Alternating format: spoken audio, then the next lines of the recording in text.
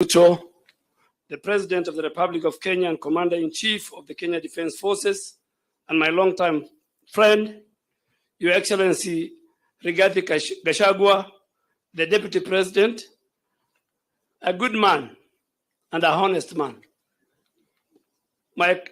Your Excellency Musalia Mudavadi, our Prime Cabinet Secretary, Your Excellency the Speaker of the National Assembly, Honorable Moses Wetangula, and a long-serving Minister for Foreign Affairs, Cabinet colleagues, Excellencies and Ambassadors present, governors, the leadership of the Parliament, all members of Parliament present, friends, book lovers, and my good friends from the Fourth Estate.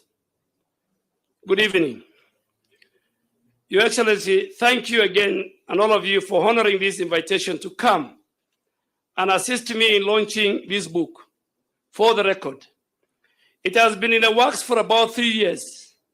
It was conceived during one of my lowest moments, the day I was abruptly fired as the leader of Majority Party in the National Assembly in June of 2020.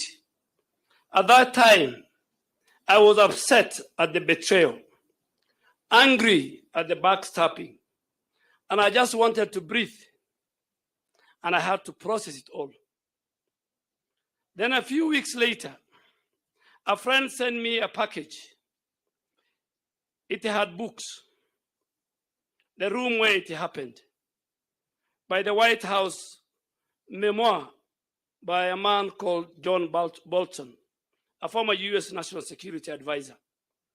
I read it closely, and it clarified my thoughts. It confirmed that I had a story to tell. Now that I think back, I was a majority leader for just half of my political life. I owe it to the future leaders to speak about those early years of their life. Your Excellency, when I spoke to another friend about writing books, he went to the bookshop and brought me a book titled The Deep State, The Fall of the Constitution and the Emergency of a Shadow Government by a renowned New York Times writer. I then called my researcher friend, and we sat down for hours, taking and drinking many cups of tea, cups of spiced tea, Your Excellency. You know you have taken that tea in my house, chatting about this book. I think he read the pain, the regret, and the anger in my voice as I retold the major episodes of my life. He gave me an idea that I should call it Not Personal.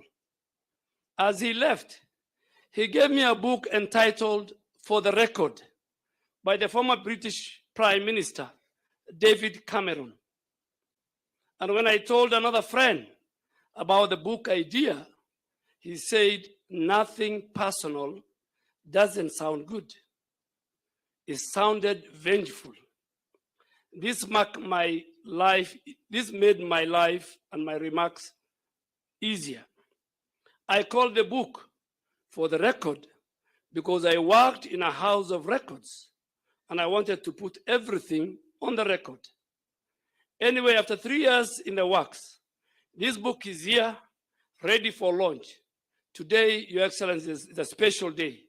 I am so happy to be standing here to lift the veil about the country's politics and its leadership.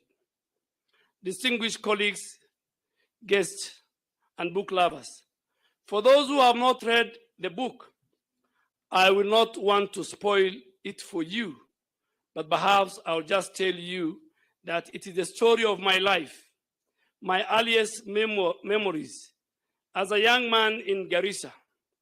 You know, before the CBC, the competence-based curriculum, I used to sit with my mom every night.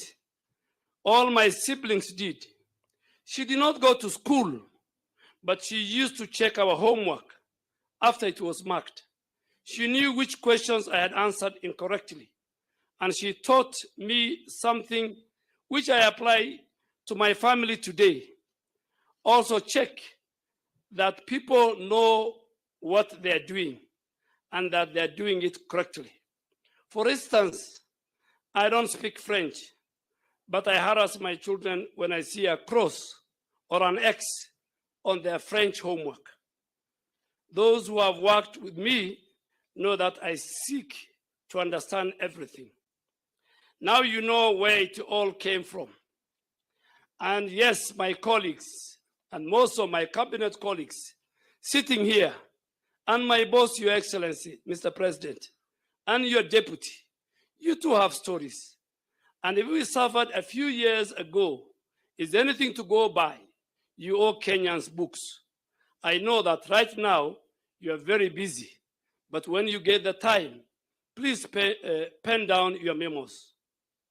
Switching gears now, let me tell you that this is a book about politics, about power, about leadership, and about public policy. I write about how I got started in politics. I have worked very closely with all the key leaders in Kenya, the late President Mwai Kibaki, former Prime Minister Raila Odinga, former President Uhuru Kenyatta, and now with the current president, my boss and friend, Dr. William Ruto. I speak about the courage and loyalty in friendship as exemplified by my boss here. We have suffered together. We have thrived together. Mr. President is now leading us to transform this country. We have a lot of work to do, and I hope this book will alter those who are keen to sabotage our agenda or derail our progress, that we are all working for the people of Kenya. If we win, Kenya wins. There's also a chapter about legislative leadership. My colleagues from the parliamentary leadership sitting here, former Speaker J.B. Muturi, and our current Attorney General, the current Speaker Moses Wetangula, Papa wa Roma, my cabinet colleagues, and former majority leaders in the Senate, Kithure Kindiki, who also became at one time our deputy speaker, and Kipchumba Murkomen, the current CS for transport. They all know how hard it was to set up a bicameral parliament, the tension between the two houses, and how we got to balance. I also tell the story of devolution as a chapter, and the tension between the Council of Governors and everyone else, including the executive and the two houses of parliament. My friend Isaac Ruto, Mr. Speaker, was to be here today. I invited him. He's on his way coming because he's very central in this book. He was part and the parcel of the struggle. He helped us pin together the URP constitution. Many nights we sat with him at the family Bibilica along State House Road. And of course, the famous ile pesa bado inalete shida hata hapa ukimuuliza Mheshimiwa Rigiji. Still, the Senate, the National Assembly, and the county governors are still grappling with the same issue of ile pesa. But we are working on it, baking a bigger cake to make sure that we have enough for the counties, and the counties make enough to sustain themselves. It's not easy, but we are on course. Your Excellency, distinguished guests, ladies and gentlemen, I am sure many people do not know what we had to go through to pass laws. My opposition colleagues, the Honorable John Bandi, the Honorable Opio Wandai, were to be with me here today, but because of the political inhygiene in our country, they asked me to pass their message, and that they cannot be here, and they have sent their apologies. But they know the secrets, and I have shared those in the book so that future leaders know how to apply the game to win for the people of Kenya. Sometimes we have to push through necessary laws to make sure we kept our country safe, to make our economy friendly for domestic and foreign investment, and to make sure Kenya got the best deal. The record speaks for itself. Whenever there was legislative overreach, the other arms of government, such as the judiciary and the executive, did their job. It's the beauty of our constitution. As a leader of majority in the National Assembly, you do a lot of work. You are the leader of government business. And at the same time, you're also a parliamentarian with a constituency. You have to know how to work with the cabinet secretaries, with the fellow MPs, and with the public. You automatically become the face of parliament. Do you guys remember when those activists and civil society fellows brought bloody pigs to parliament buildings and labeled the names of leaders, myself, the late Jacoyo Midio, the late Francis Nyenze, and many others? We have seen it all. I've had people attacking some of us who were in the last government for approving the debt ceiling under the Jubilee administration. The borrowing came from good place. We wanted to invest as we baked a bigger cake, but instead, people minted the money, changed the scope of the projects, and began diverting attention when we complained about the wanton corruption in the last 5 years of the previous administration. But seriously, how do you build a railway that ends in a thicket? Move business from Mombasa, a thriving port in the East Africa, to a bush. I know they say, build and they will come. But you don't need to kill the economy in one corner of the country for it to grow in another corner. Our development has to be inclusive. And I think we ought to have done better with the taxpayers' money. Thankfully, President Ruto corrected that policy mistake immediately he took over and took the port business back to Mombasa. There are many more that we are correcting. And we believe we will fix the economy and make it work for everyone. On the debt matter, we decided because we are in a hole, we will not stop, we will stop digging. And as the president and his deputy have said many times, we have everything to make sure that we cut down on the borrowing, raise more funds, and rebuild our economy for the benefit of everyone. It will be painful in the beginning. As a businessman, as a Kenyan, and as a leader, I can tell you that we need to fix the economy now. We have to find money to pay the debts and grow our economy. And we can no longer borrow from Peter to pay Paul. Your Excellency, distinguished ladies and gentlemen, the Cabinet Secretary, Honorable Musalia Mudavadi, is here. He appears in one of my important chapters. He knows the story of 2013. He bought a copy of my book a few days ago. I did not tell him the inside story of the Madimoni scandal. He has his version to tell us one day. But for the first time, he gets to hear my side of the story. Maybe Honorable Musalia, when he gets the chance to speak today, he will tell us his side of the story of the Madimoni scandal. Honorable Musalia Mudavadi is a very tough man, a brilliant economist. I tell everyone that Musalia's speech, known as the earthquake, was brilliant. He diagnosed Kenya's economic problem very well. He knew the situation, and now together we are working to remedy that. When Musalia said, "Tusidanganyane," I felt it. He spoke his truth, many truths, and the truth of 50 million Kenyans. I put that on record too, and I hope he'll get the time to also put it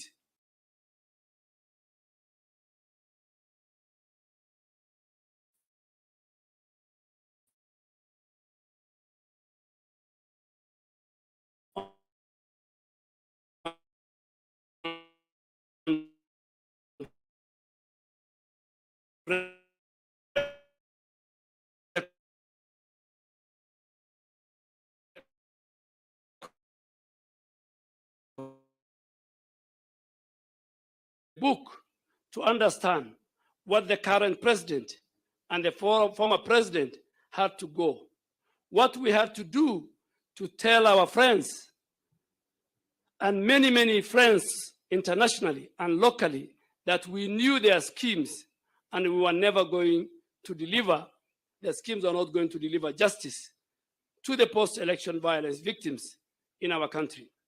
But a book like this must have a very candid chapter, Mr. President. I have written a chapter on my ouster in 22 minutes. My ouster took 22 minutes at KICC. I served for 7.5 years, and it all came crashing in less than half an hour. Can you believe it?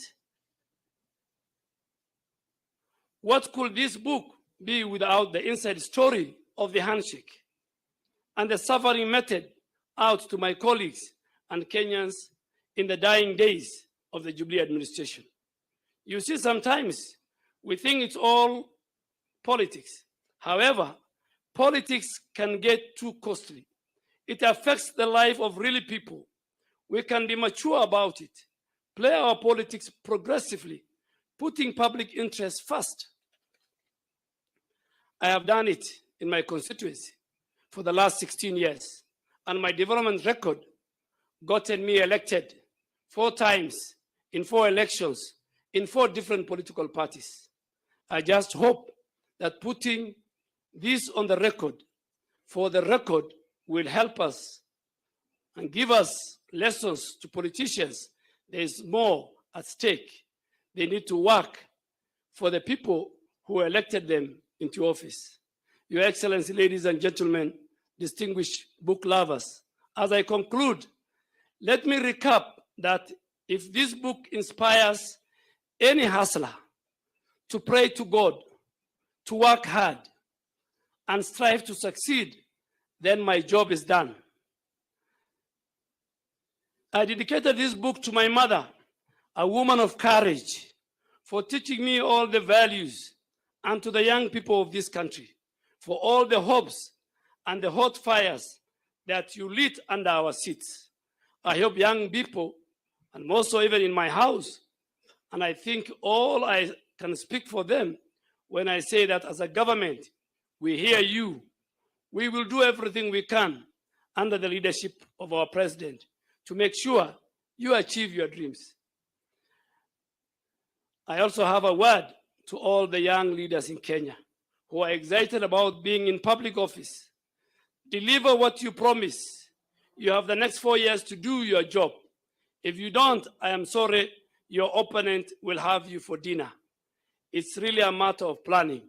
I hope my book helps you,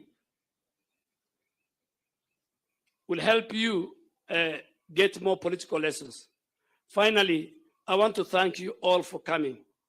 I don't take it for granted that you braved the traffic to be here for this launch. I'll be signing copies after the event. There are more books being sold out there. Grab one for yourself and more for your friends. You can still get the book from my website, www.adenduale.com, or from Nuria Bookshop, Prestige Bookshop, Yaya Bookstop, Kibanga Books, and many others. Your Excellency, and under my conclusion, let me pay tribute to men and friends who sit here, who played the ultimate role in a very difficult journey. The Honorable Minister for Interior, Professor Kindiki. He appears in my book at one page or one chapter as a brilliant constitutional lawyer who spent with us many days and nights at The Hague. And on another chapters, he appears as a leader of majority who became a victim of the deep state and the systems.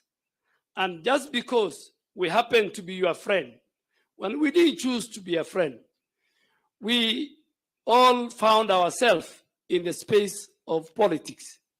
The Honorable Kipchumba Murkomen, the Honorable Cecily Mbarire, The Honorable Aaron Choriot, Your Excellency, who you remember, he came to the House through a by-election. And I remember there was a Kericho by-election and a Malindi by-election, when in one of my chapters, I received a 411, where myself and Honorable Kipchumba Murkomen and others were implicated in a certain issues. So that chapter, I don't want to read for you that chapter. And that chapter, Your Excellency, is called "You Have Touched a Life Wire" in my book. Your Excellency, the former Speaker of the National Assembly, J.B. Muturi, has a lot of places in my book. Advice he gave to the former president when our colleagues in the Senate were replaced, and now the knife was coming for those of us. And of all, the day that there was changes in the National Assembly, Your Excellency, the only person I felt for was the Honorable Cecil Mbarire, the governor of Embu now. I said they should have left this lady alone. Those of us, when you go home, we can still survive. Your Excellency, our great Deputy President, a man of serious words. And today somebody told me, the only other politician we expect to write a book like yours is Rigiji. He's a man of the truth. So we expect Honorable Rigathi. Our two brothers, Your Excellency, Honorable Musalia Mudavadi and Honorable Moses Wetangula. The earthquake, the conference that we went to Bomas, and the speech he gave, and the leaders who ran away when they saw you, is well documented, Your Excellency, in this book. Your Excellency, your speech at both Bomas 1 and Bomas 2 is well documented. And when I look at that speech you gave, the first Bomas, Your Excellency, at least we were there, myself and Honorable Kipchumba spoke. But in the second Bomas, because we were no longer part of their club, you are the only one who was there. And we felt for you as we watched from the TV screens that what will they do to this man? But God gave you the courage and the patience, and you took a lot of time. I drew a lot of lessons from your patience. They were heckling you, and you could say, so is it? You think so? You know, it was like, you think so? If you can convince me, I am ready to listen to you, you know, very calmly, you know. They humiliated you. So there's a huge chapter on that, Your Excellency. Your Excellency, my journey with you in ODM in 2005, and for record, the only time in my political journey with the president, and he allowed me a sabbatical leave, agreed, was during the 2010 Constitution. And I told him, Your Excellency, you know that few key areas that are dear to the community and the region I come from. The card is caught. And today when I look back, I am so proud that even during that referendum, where the former prime minister, the former president, the former vice president, the whole government was on one side and you on the other side, you managed to get behind you over 2.5 million Kenyans who agreed with you. And Your Excellency, as I finish, he went to Mandera to go and preach the No campaign. And the president went to Ramu. And the Ramu constituency was where the chairman of the Parliamentary Select Committee on the Constitution, the Honorable Abdikadir, was coming from. So he went 1 week earlier and he talked to the elders. In the north, you talk to people under the acacia tree. So in every town, there's one acacia tree. that all meetings are held. So we went there. After 2 weeks, we went to Mandera. We went to the same acacia tree. And when the meeting started, I don't want to go into the issues the elders have raised. When the meeting started and the prayers were conducted,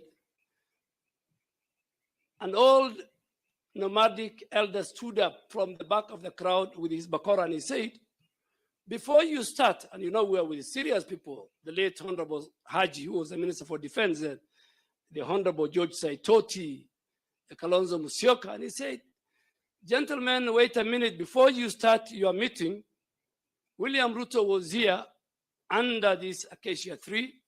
He raised 3 fundamental issues. I won't say them. You'll find them in the book. Because I don't want to offend people. And he says, unless you answer those 3 questions, which he said is in this constitution, you will not start your meeting. And you know, we pleaded, please listen to us, listen to us. He now mobilized other few elders. And he said, William Ruto's questions must be answered. And you can imagine, we left that place without answering talking to the people. When in the 2005, finally, there was a referendum of the banana and the orange. And that time I was a young member of parliament. And the Iron Lady of then, and a powerful minister for constitutional affairs, you'll find in my book, called Mother Karua, and George Saitoti, and Kalonzo Musyoka, and many others went to Garissa. And by then, that region was completely against the constitution because there was extrajudicial killing, there were many issues. So they were not allowed to address a rally in Garissa. Unfortunately, with all her arrogance, it's in my book, Mother Karua stood and called a press conference, and because she was so powerful, she told the minister, Saitoti, and the local administration that you guys, we can come to Garissa, have a cup of tea, not address the people. You mean you can't even convince and talk to these refugees? A whole region, in her opinion, was inhabited by refugees. Your Excellency, I want to thank you for coming. I have many things to say, but I want to sell my book. I want money. And Your Excellency, your forward alone yesterday in the Standard, by evening, I have sold 400 copies. Today, by you gracing this occasion, I think we have surpassed 600 copies so far. Please buy my book. The proceeds will go to charity in honor of my late mother, because she deserves a lot. And Your Excellency, on the onset, I want to thank the editorial team. You will not find an error in my book. I want to thank and applaud the editorial team that helped me put this book together, the legal team that made sure the people I have described in this book will not go and take me to litigation, and did the copyright, and finally the bookstores who have in the last 10 days helped me sell my book. Your Excellency, finally, I want to thank most sincerely the diplomatic corps. The Dean of the African Ambassadors is here, the EU ambassador is here, the French ambassador is here, the Turkey ambassador is here, the Saudi ambassador is here, representative of the British ambassador is here, the Swiss ambassador is here, and the UAE representative is here, and many, the Moroccan ambassador is here. I really want to thank the diplomatic community. I want to thank my colleagues, members of parliament who are here. David Ocheng is here. He has, I have a lot of stories in my book about David Ocheng. The chairman of the pastoralist parliamentary group is here. Our cabinet colleagues are here. Senior government officials are here. Religious leaders are here. Defense attaches at the back I'm seeing from our foreign governments based in Nairobi. Your Excellency, that's my story. Thank you very much. Please buy my book, help me sell, and I hope the president has committed to me. When I showed him this book, he looked at me and said, what? And you know where we were? We were 33,000 above sea level. We were heading to Kampala. So I just came to his cabin and I said, Your Excellency, this is the book I wrote. He looked at me and laughed and said, welcome, Honorable Isaac Ruto. Please clap for Isaac Ruto. Thank you, Your Excellency, and I'll now the mic and maybe give about 2-3 minutes to very few of my colleagues who we share this journey together. Thank you very much.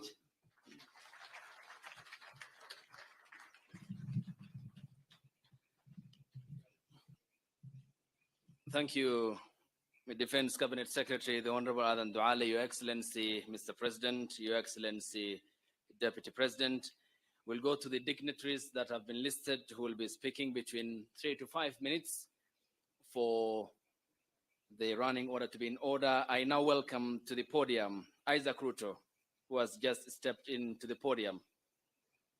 The first Bomet County Governor, the first Council of Governors Chairperson, and a friend in the trenches with the Honorable Aden Duale. Yes, you can use this.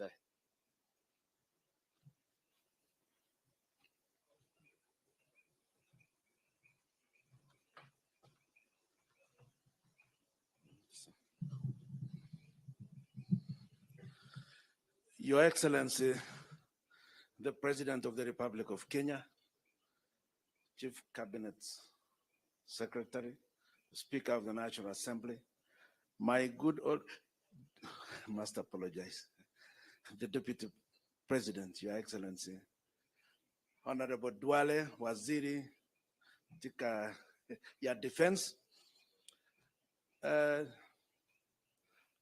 Cabinet Secretary is present, members of the Diplomatic Corps, and all the distinguished guests. Your Excellency, I must apologize for coming late. If I had seen Honorable Kipchumba Murkomen, I would have asked him to apologize on my behalf because I was held up at the escarpment for more than 2 hours. And I think it's all your fault. It can't be mine. There's no way it can be my fault. Anyway, Your Excellency, I must apologize for coming late, but just in time to speak. We kept in touch with Honorable Duale. Now, this is a great day for us. Honorable Duale has been a good old friend. A lot of people do not know how close we are with Honorable Duale because of sometimes we do some bit of public spots together, but all we enjoy the game. We've worked with Honorable Duale for a long time, especially during the 10th Parliament. And I'm sure one of the reasons why he was sacked as an assistant minister may have been something to do with his close associated with some of us. And he lost his job. I know presidents normally don't say why they have sacked. I don't know whether President Ruto will be different, but they normally, they normally don't tell us when you are being fired. It just happens that in the afternoon, you are no longer in the office.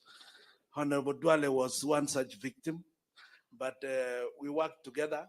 We pushed, especially the agenda of the new constitution together in Parliament. We also stood for those that appeared to us to be unfairly treated. And Honorable Duale speaks his mind. And I think that is one of the things we share. He speaks his mind, even if you are not in agreement with it, he will tell it to you to your face. And I think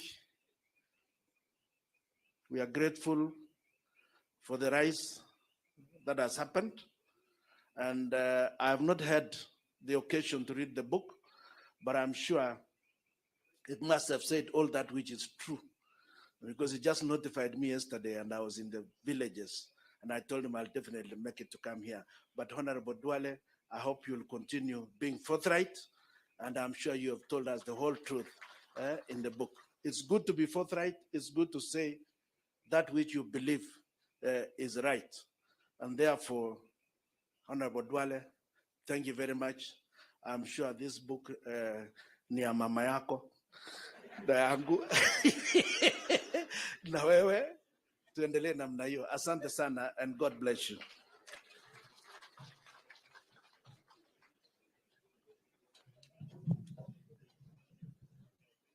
Thank you, Honorable Isaac Ruto.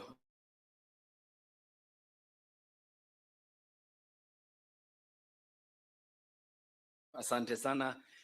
We move on, and up next is the Eastern.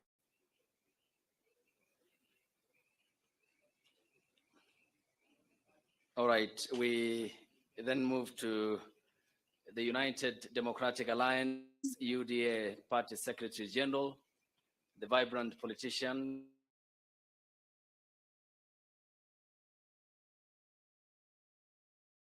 Cleophas, who will speak on behalf of the Pastoralists Parliamentary Group.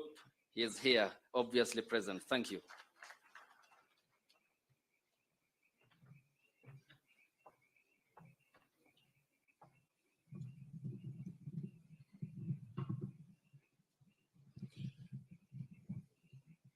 Your Excellency, the President, Your Excellency, the Deputy President, the Honorable Aden Duale, my colleagues from the Senate, the National Assembly, the Speaker of the National Assembly, distinguished guests, ladies and gentlemen, I stand here as a member of the Pastoralist Parliamentary Group and also as their patron. I am a third member of Parliament representing the constituency of Saku in northern Kenya, Marsabit. I'm privileged to be here and to speak on behalf of my colleagues. Honorable Duale, we found him in Parliament. He was not just a brother, a colleague, but he was like a father figure for those of us from the North. We learned many from him, and at the same time, he allowed us to hold firm positions, to be loyal and truthful, and to be also respectful to the cause we take. Having read his book, I begin to understand why somebody like His Excellency, the President, actually became the President of Kenya, for the firm position he took and the loyalty that he portrayed throughout his political career. For many of us who are in Parliament, I think we must begin to read that book to take away a substantive portion of it, that you don't have to play the game of others. You must play your game. And finally, there's one thing that we learned from Aden Duale. And you know, sometimes 2-3 years ago, there was something called the WikiLeaks, where as somebody came to, I believe, the US Embassy, they were able to pick some things.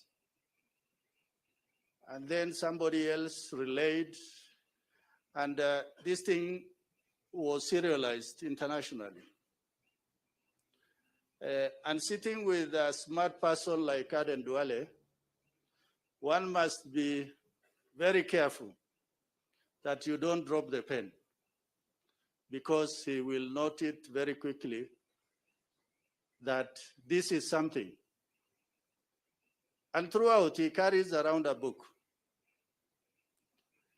For him having been the leader of majority, I think sometimes he made the ultimate price for his politics.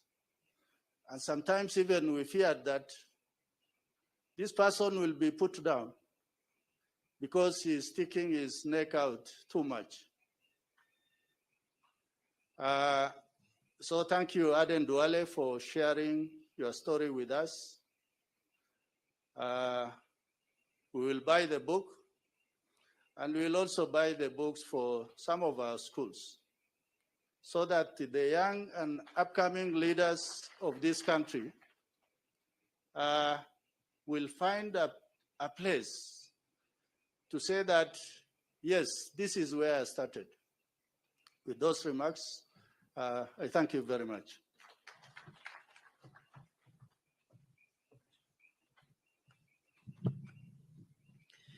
Your Excellency, Mr. President, Your Excellency, Mr. Deputy President, having mentioned library, I was informed by the US Embassy representative here that they have gotten 16 copies.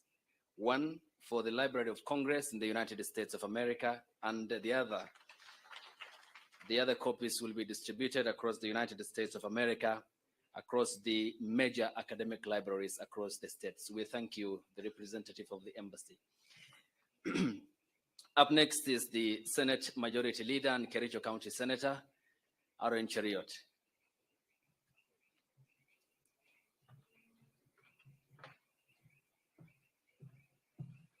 Your Excellency, the President, Deputy President, Prime Cabinet Secretary, the Chief Celebrant of the Day, the Honorable Aden Duale, and all dignitaries that are here, I greet you all good evening. I'll say three quick things. Number one is that when you're speaking, CS Duale, three things came to my mind. Number one is that you have achieved so much because you went to a great university. I know the university that you went to, tucked somewhere in the green, beautiful, lush highlands of the Rift Valley. When you were in class, you didn't have the distraction of matatus running next to your classroom, or a discotheque distracting your activities as a student, like some of your neighbors next close to you. I'll not say who. Secondly, Aden, the thing that I celebrate the most about you is that you are a man of immense faith. You know, when you talked about standing by your friends, I remembered a picture that is in the book. If you go through the pictures that are in this book, you will see among the many photos that are in the collage section of the book, you will see a momentous day in the political life of our president, the day that we launched URP at the Bomas of Kenya. And there's a famous photo where he's holding the horn, the sign of our party. If you look at that high table, it has about 6 men. Out of all those 6 men, the only one who supported your presidential bid is Aden Duale. The rest failed by the wayside, and they chose different paths. That speaks to you, that you're a man of great and immense faith. You stand with your friends.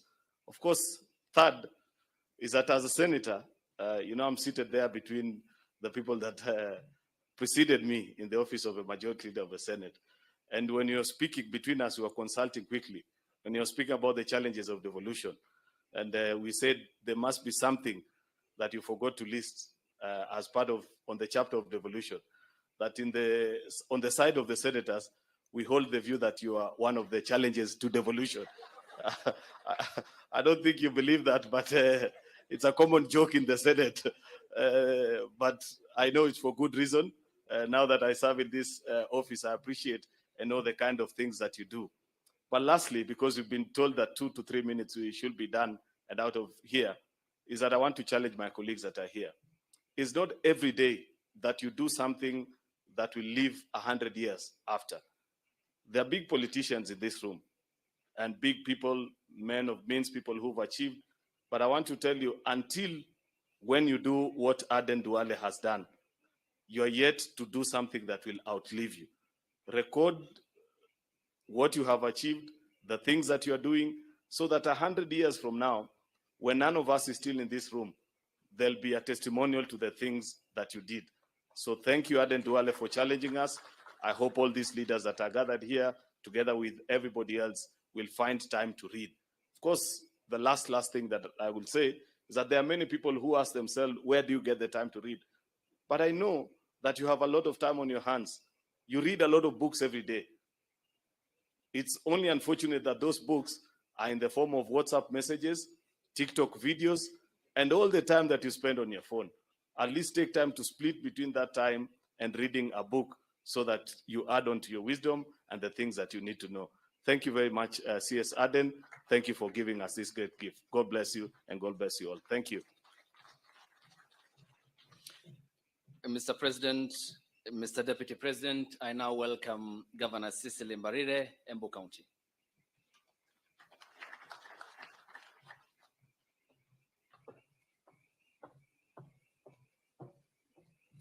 Thank you, Your Excellency, the President of the Republic of Kenya, Your Excellency, the Deputy President, Cabinet Secretaries, the Chief Guest, my friend, Aden Duale, all protocols observed, good evening. I'm extremely excited to be here this evening to witness a major step by a friend of mine, Honorable Aden Duale, who I have known closely since 2007. And we met in Parliament as he was elected an ODM ticket. Then I was on on PNU, and we became friends. He was an assistant minister. I was also an assistant minister, although he was sacked. And the one thing I can tell you about Aden Duale is that he tells you what's in his heart. Upende, usipende, he'll just tell you as is. And if you want to look for somebody who tells what you will not be able to tell, give it to Aden Duale. He will say it. And I'm very sure, I've not read the book, that in this book, he has said it all from his heart and from the experiences that he's had as a politician. The other thing about Aden Duale is that he's a very loyal friend. And it's no wonder he has stuck with the president all these years, even when he was going through some very difficult moments. He's very loyal. And he served the Jubilee Party as a majority leader in a very loyal way. He could do anything as long as it was for government. And so when I was appointed the Deputy Chief Whip, he called us to his office, myself, Washiali, who was the Chief Whip, and he sat us down. And the Deputy Majority Leader, he told us, you've now joined the leadership of the party in the House. The first thing I want to tell you is that the government is always right. So whatever agenda that comes on the floor of this House is our agenda. We make sure we deliver, we ask questions later. And because I'm one who likes to ask questions, it was a very difficult thing for me to learn. But I learned it with time. Number two, he taught me how to be tough on members of parliament. The most difficult group to deal with, and I'm sure Osoro will assert that today, is members of parliament. Because you're leading leaders. And they actually think there's nothing special about you that you're coming here kutuambia story mingi. So they'll ask you questions. They'll challenge you. But he taught me to deal with them without fear and to tell them even what they don't want to hear, including, wewe uache mchezo, hii ni serikali.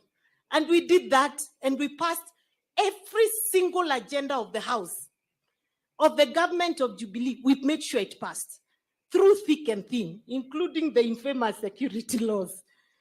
And he's a team player. He worked very closely with the speaker, with us, and he would call us to agree on certain things before they come to the floor of the House. And he was loved and hated in equal measure. Sometimes the MPs loved him so much. Sometimes they didn't like him at all. But that didn't stop him. He continued pushing the agenda. And that's why for me, Duale, I want to say this, that even as you fought that I should not be sacked, and I know you really fought hard for me, and I know the one man who fought so hard for us was Speaker Muturi then, until they started putting question marks on him. Is he really one of us or is on the other side? I did not think for one moment that you deserved the sack. I believed your loyalty to Jubilee government, to the president then, was beyond measure. You had undivided loyalty to the president then. And anytime you spoke, you always reminded me that we must support the agenda of government. And I remember when things started going as they were going between the president and the deputy, we'd sit down with you and we'd really discuss these things and we'd say, let's see how we can get these people waskizane, but it was difficult. So the one thing I remember, and I'm looking forward to reading that chapter, was the day you were sacked. When I was sacked, it was in a PG in State House. And the first phone call I got when I left the gate of State House was from you. Come, you told me, you know, sis, I'm so sorry. You didn't deserve this. I'm really sorry. And then I remember telling you, I really doubt they will touch you because you've done a very good job for this government. Of course, the second phone call was from His Excellency, the President. And I was actually just getting to my house. I wanted to go home and just cry out the pain and the anger and frustration. And he called me and told me, please come over to my office. And when I went, I remember you looked at me and started laughing. And then it hit me, it's not this serious. There's life after this. So we survived because of that encouragement. But fast forward, KICC, special PG is called. At one point, we were told the president is coming. The next point, we were told no, to be on Zoom. And we are sitting there. And I sat at the end because we were already very tired of the government. And we were right at the corner. And I remember Duale was seated, of course, being the majority leader, is seated in front there. Then I watched as, you know, MPs prosecuted the agenda. And I listened to the president say, you know, sometimes friendships and leadership are different. And I'm like, what? Then the next thing, proposal. One lady stood up and said, we want to remove the majority leader. And another one who had no idea where she came from, supported. And Honorable Duale was gone in a second. And I think I felt more pain that day than I did when I was actually sent packing. Why? Because I didn't understand how somebody who has delivered so much for a government can be victimized for no apparent reason. So as we walked out, I remember walking to where the leader was and I told him, I'm sorry, you didn't deserve this, but guess what? We'll live to fight another day. And our time is coming. And I didn't know you went through so much pain alone after that, but you never showed it. You went to the backbench and continued working like a normal member of parliament. So I want to really appreciate what you've been to us. I want to appreciate that you mentored me as a deputy whip. You taught me the ropes of parliament. You gave me strength to push even very unpopular agenda. You told me that it is possible as a leader at certain levels, you do even the most unpopular things because that's the agenda of government. So I appreciate you, my brother Duale, and I wish you well. Obviously, Your Excellency, you're getting Duale out of the political scene has changed quite a bit, because it's not normal to have Duale not speak for a whole month. And the only time he speaks is in some event of the ministry. So I keep feeling you are misplaced. And I'm not saying you should come back, but I keep feeling we've lost a very big voice in the political platform. And I'm very sure sometimes you look at us and wondering why we are not speaking like you used to. So we will try and do and fill that gap that you've left out. So otherwise, thank you so much, Duale. Thank you for mentioning me in your big book. At least my name is somewhere. I thank you. And we wish you well in what you do, and for the future too. Thank you so much. And thanks for standing by your friend. I know he means a lot to you. Thanks for being a loyal friend. That's what we are looking for. And Your Excellency, let me say that I know you stood by us when we were going through our challenges. I pray you continue to do that with your current leadership in the executive and in the assembly, and that we'll never have to see leaders go through the humiliation we went through. I really hope it will never happen, but I believe, and I know you're not that kind of person, that leaders will be treated right and treated like human beings. Thank you very much. May God bless you. Best wishes, my friend Duale. Thank you. Thank you, Your Excellency Governor, Your Excellency Mr. President, Your Excellency Deputy President. I now see Cleophas Malala is here. I'll invite you. You'll be taken to the podium for your 3 to 5 minutes. I now get onto the stage the Majority Whip to be very brief in the National Assembly. Then the cabinet members will be speaking. I thank you.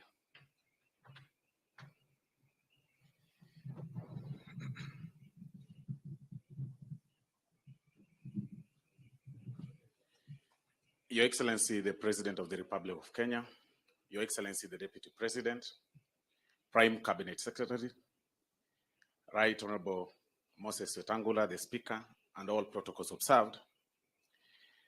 Your Excellency, I came to Parliament 10 years after Honorable Duale had joined Parliament.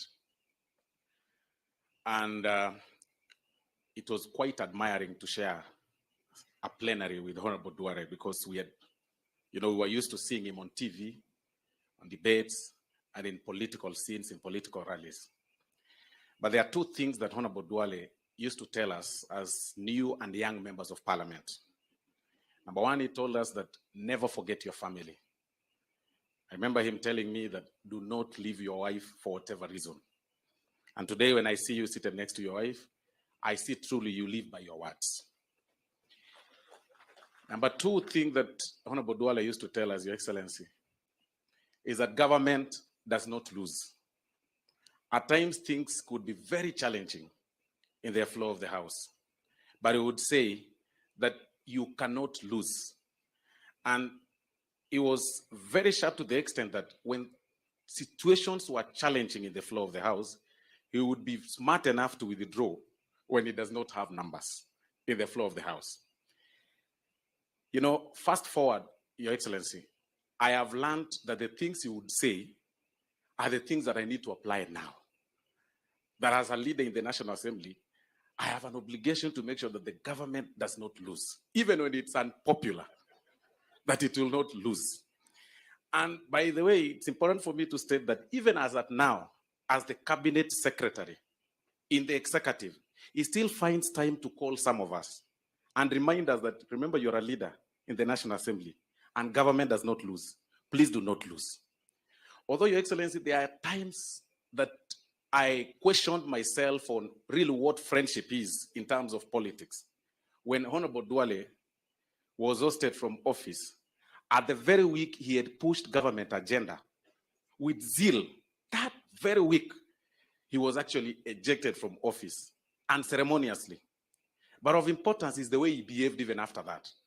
He took his back seat, was still contributing in the flow of the House, but he stood his ground. That shows that when you believe in something, then stick by it. And that is what we've learned from you. But in copying the words that Honorable Duale said, Your Excellency, I believe you also owe us a book. And I think it's important for me to say this. We need to know what happened in 2002, that you only left 3 of you lost in 2002. And I think I need to know that. Then years later, like Honorable Duale has said, at Bomas, of course, there were issues. But what happened at the holding room before you came out? Because what you saw is at the plenary. But there was a holding room. You, Right Honorable Raila Odinga, and His Excellency Uhuru Kenyatta. What were you guys discussing about that made Uhuru laugh all through when Right Honorable Raila was making his speech? Those are the things that we need to learn all through. But in conclusion, Your Excellency, with the fact that government does not lose, I also want to assure you that even the finance bill will pass. Government does not lose. Thank you very much.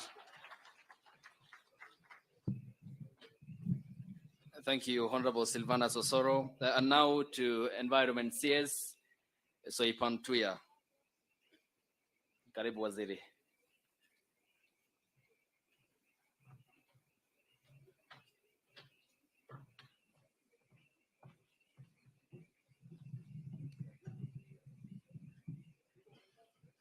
Your Excellency, the President of the Republic of Kenya, Excellency Deputy President, the Prime Cabinet Secretary, Honorable Speaker of the National Assembly, Cabinet colleagues,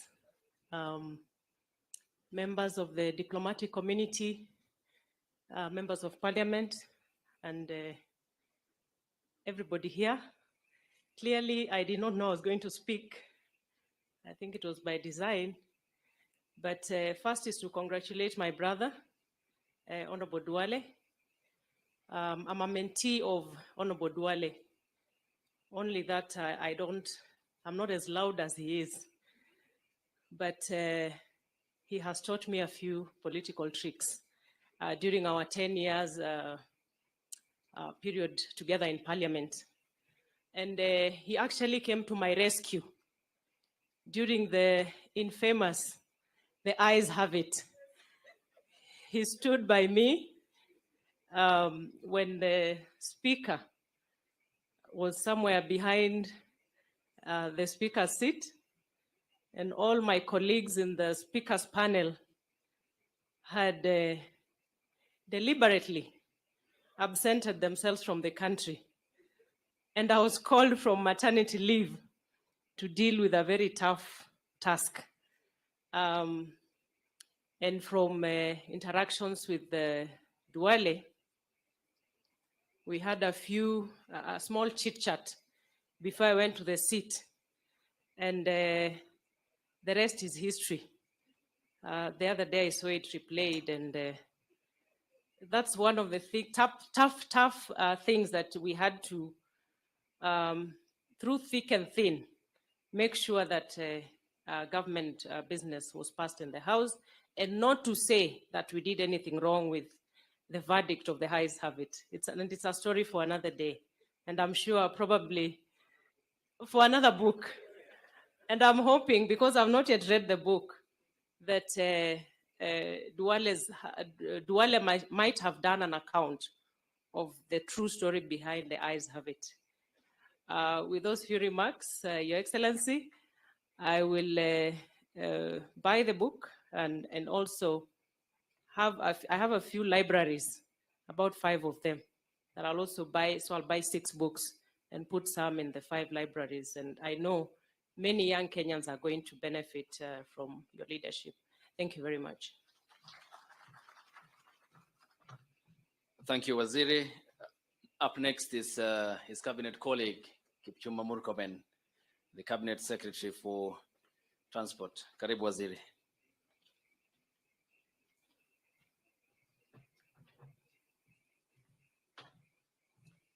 Your Excellency the President, Your Excellency the Deputy President, Prime Cabinet Secretary, Honorable Speaker, my colleague and the Chief Guest, Honorable Aden Duale, and all distinguished guests, good evening. I am actually the least qualified to speak about Honorable Duale, and I consider myself extremely privileged that he has reminisced our interactions in a number of chapters of his book, from Kenya to The Hague and back.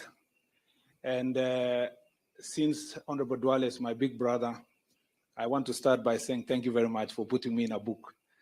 At least if I don't write anything, someone will read me somewhere in your book and they will ask themselves, who was this Murkomen?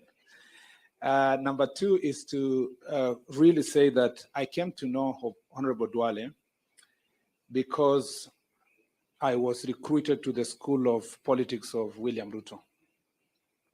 I was actually picked like the way Jesus picked his disciples. And those of us who have worked with President Ruto, you know he's deliberate in recruiting people to work with him. He actually recruits. So I was this political analyst, and one day he had looked for me, and I had heard a word that he had said derogatory things about me to my member of parliament. So he told my member of parliament, where were you when this one was going, talking all these things he's talking on TV? I hear Lina told him back and said, but he was in ODM with you. I wasn't hearing you.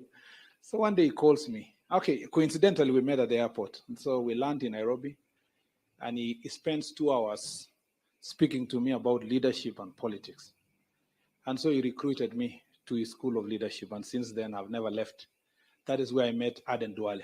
I was a young boy, the briefcase carrier. Although I was a university lecturer at a young age, I was the one who used to take the notes behind the scenes.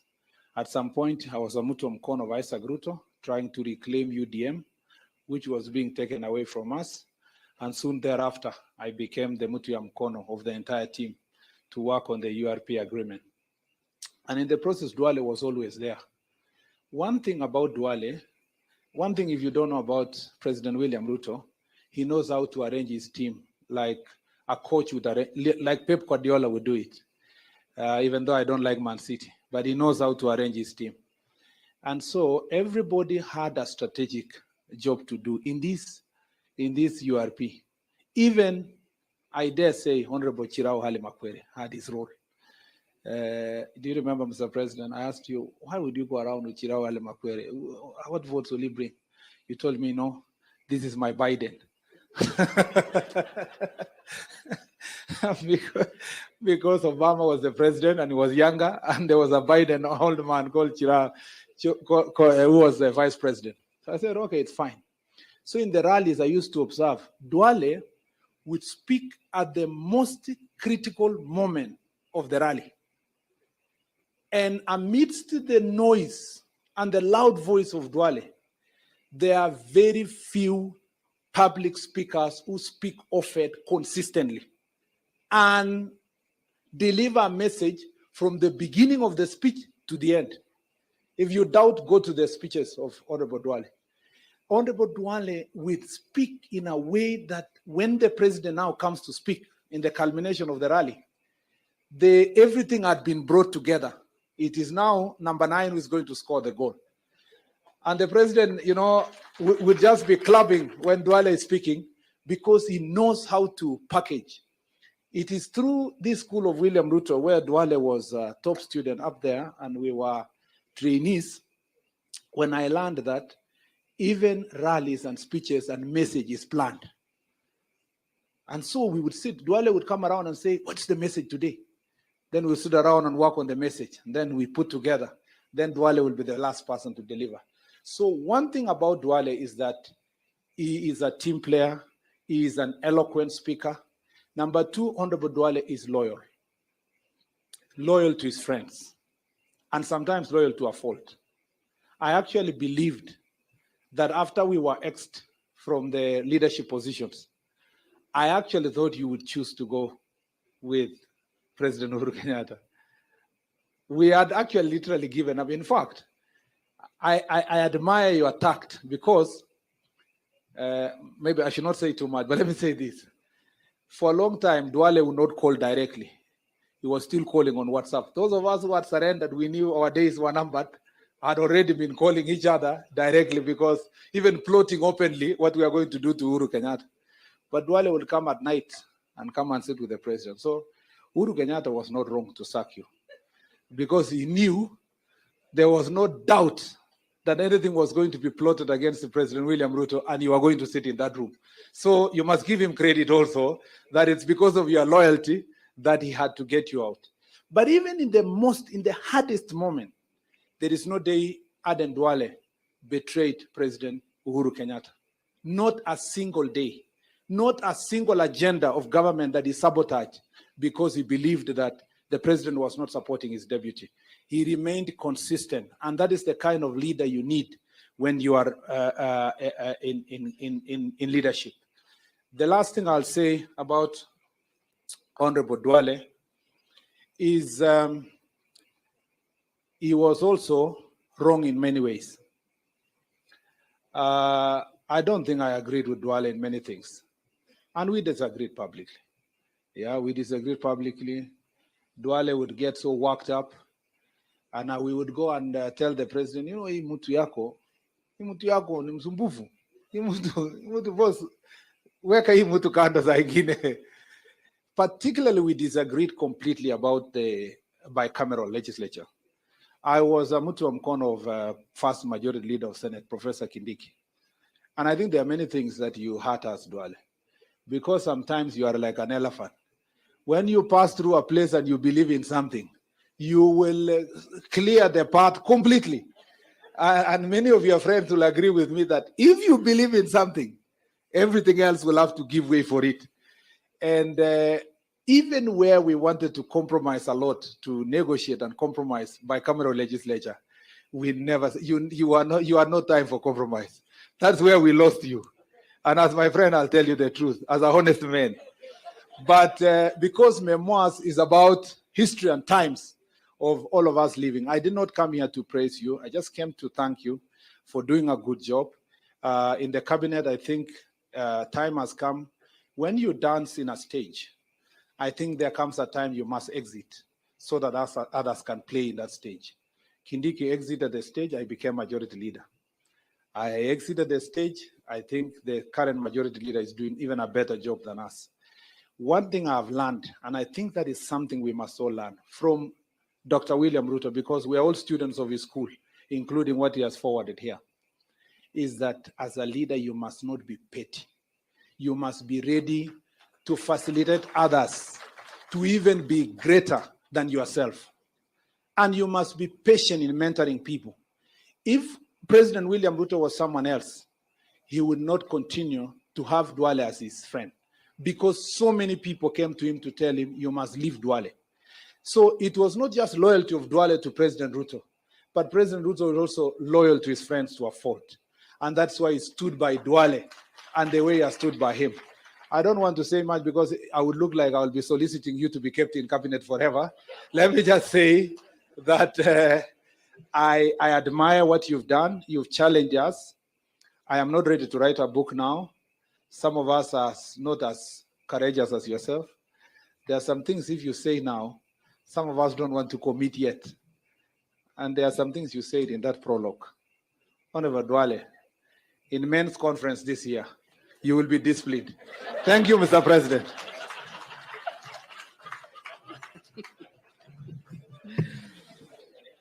Thank you, Waziri. And I bet that is the moment which also partly contributed to a speedy sale of the book, when we have seen the pages which were circulated on social media platforms. Thank you.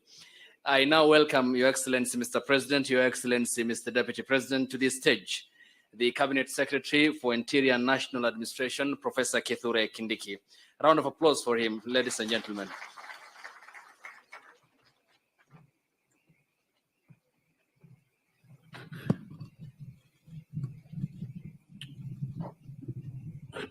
Mr. President, Mr. Deputy President, and all the important guests present here, my friend, my brother, Aden Duale, and your wife.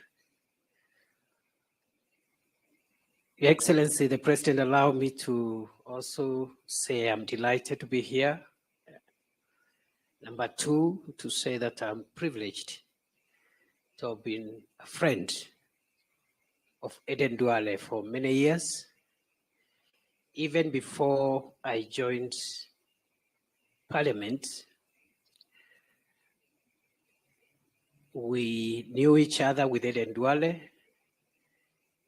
because of the ICC. In the years preceding the 2013 election. And we spent very many days and nights agonizing when we were in trouble and celebrating whenever we had breakthroughs.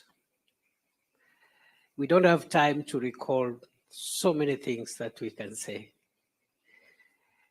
But Aden Duale, you've done us proud. Unlike my brother Kipchumba, my book is also on the way. And that is the way to go. President Ruto has taught us, those of us who have learned leadership under his feet, he's taught us loyalty.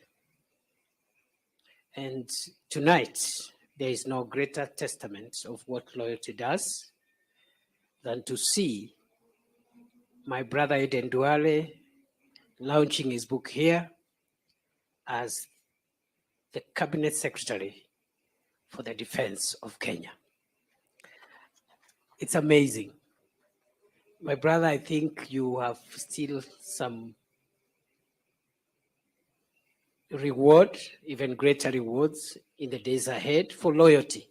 The only caveat is that unlike betrayal, loyalty is paid in installments. Betrayal is the one that is punished instantaneously. But loyalty is paid in bits and pieces over time. You have shown us and you have proved to us that the world has no place for betrayers. And I have no doubt in my mind that the painful moments we went together were to prepare us to happier and greater moments. Lastly, Aden Duale is many things, very many things. But the one thing I've learned about him is that Aden Duale is a very conscientious and religious person. He's a man of faith. I have learned the lesson for those of us in politics and public life. As much as we do what we must do in the public space, we must take care of our private, spiritual, and family lives. And I have very many examples because I have interacted with Aden Duale at very close and personal levels. And I have learned that that separation is very important. And lastly, many people believe politicians love money. Aden Duale and his experience has proved that not all politicians love money. Because if it were about money, at the time when it really mattered, at the time when the issue is the issue before us, when I say us, is many of us in this room, the issue was, it's either you betray William Ruto and get all the money in the world, or you stick with him. and pay the price. Aden Duale chose to stick with his friend, the president. And for the younger politicians, please, friendship, loyalty, truth is superior to power, money, and betrayal.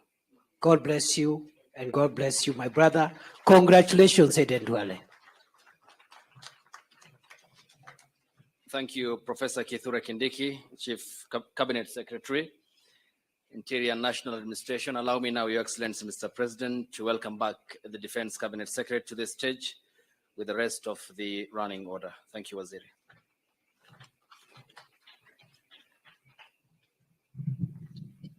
Your Excellency, what we agreed with Isaac Ruto, he didn't say it. Last night, when he was in Bomet, I told him, please don't revisit when we were in Narok University on this manner of E-Pesa. But he assured me, he'll say that sasa, hii serikali ni ya mama yetu, which he did not say. Your Excellency, let me, just 1 minute before I invite the Honorable Attorney General, let me just thank Honorable Sankok, our former nominated MP. This man stood with me when we were sacked. We formed a caucus of Cecil Mbarire, Alice Wahome, Kimani Ichung'wah, who is in the US, and many others. And every day he was diligent. And at times he could cause chaos by defending our cause. Yes, in this gathering, there are members of my family, extended family, my brothers, my sisters, and I want to recognize them. Let me now call a man who I served with for 7.5 years as my leader, as the Speaker of the National Assembly.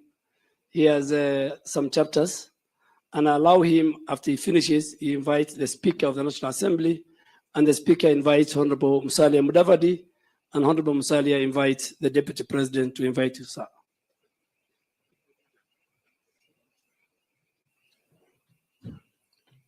Your Excellency, the President of the Republic of Kenya, Dr. William Ruto, Your Excellency, the Deputy President, Prime Cabinet Secretary, Cabinet colleagues here present, governors,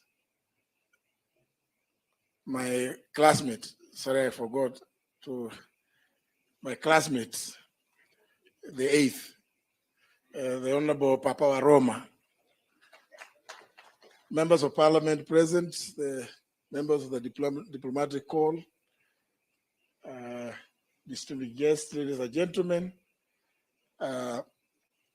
I'm happy to come and say a few words about for the record, because some of the things that the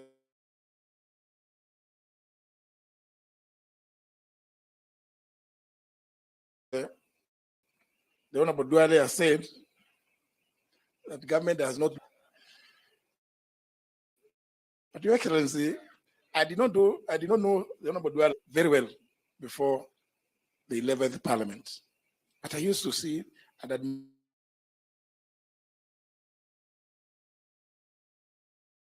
I think that's almost the renegade group in the 10th Parliament with my friend Isaac Ruto. But Your Excellency, you recall the meeting we had at the Great Rift before the 11th Parliament was inaugurated. And on the 31st of March 2013,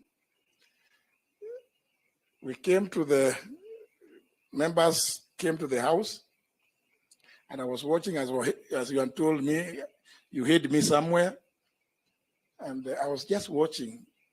This guy, I don't know him very well, but he's busy moving, mobilizing people to vote for me.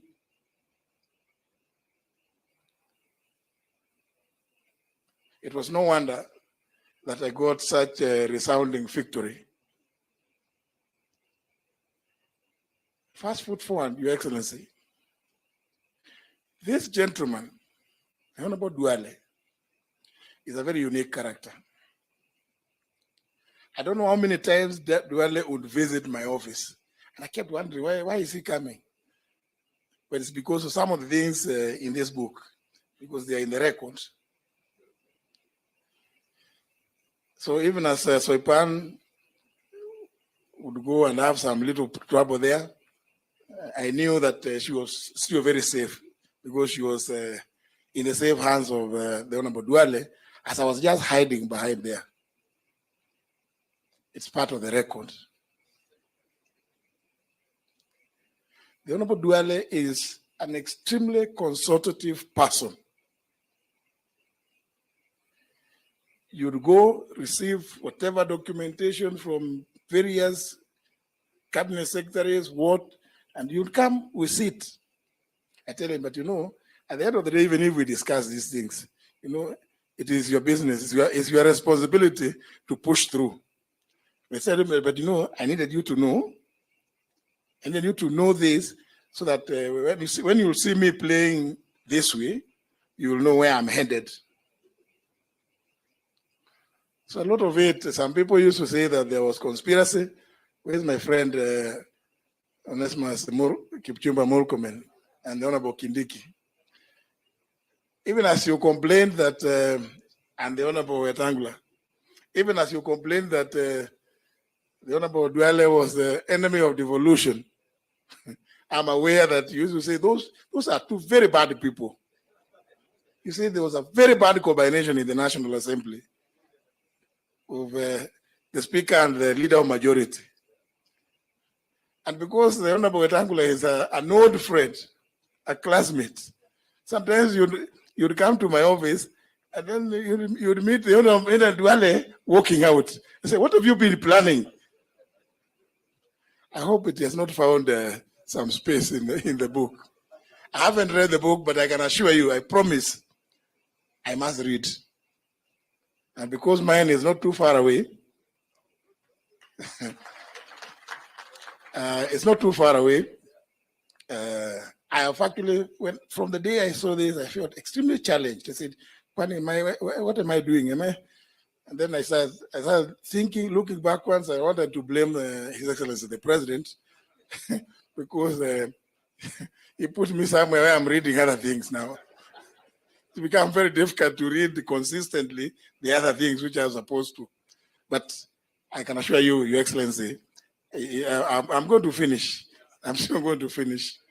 But I must congratulate my brother, the Honorable Aden Duale, who I find very difficult even today to, even if he calls me, the first thing is, leader, where are you?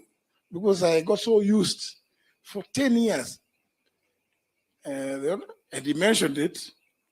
Honorable Maridas alluded to it.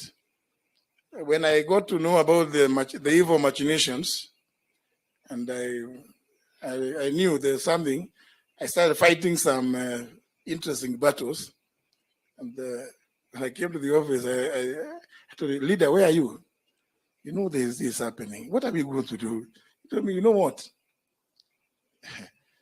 Me, I'm not going to say anything, but I will not let any business fall because of what they are planning against me. That level of commitment and level of loyalty is one that I found quite unmatched. Quite unmatched.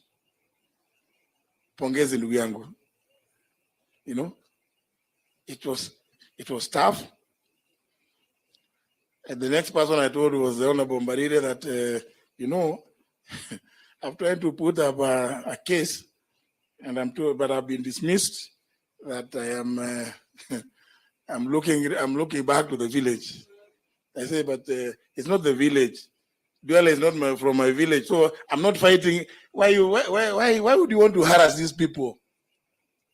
And I said, Your Excellency, and it is important, now that I'm in the executive, Your Excellency, I think it is absurd that those of us in the executive can you imagine that we can begin running the legislature where there is a speaker, there's a leaders of majority and minority, the whips, without consulting them at all? That Your Excellency will come and start saying, this Osoro is doing nothing. And we start, machinations of kicking him out. Surely, Your Excellency, since we all belong, in the event that any of our members is not delivering, I think it's only fair, and I know you're also extremely consultative, it's only fair that we call them, we talk to them. What is the problem? How is it? Can we do it differently? Can we talk to the speaker? Because what I found was an extremely dishonest program. Your Excellency, let me not go there because I think it's on record.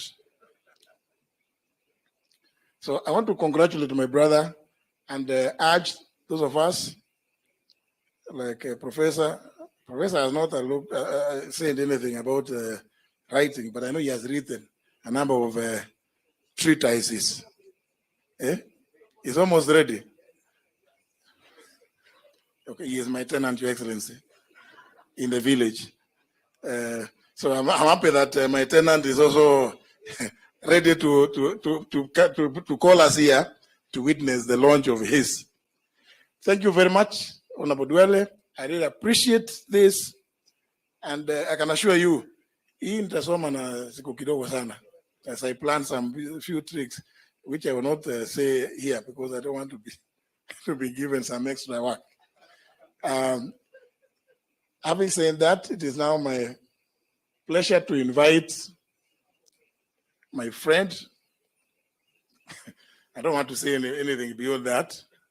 My successor, the Honorable Moses Masika Wetangula, aka Papa wa Roma, to come and make his remarks.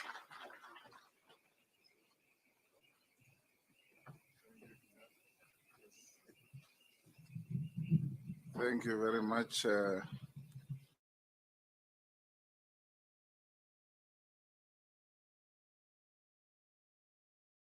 Honorable Muturi, we fondly call each other Deputy President, and all protocols as established, including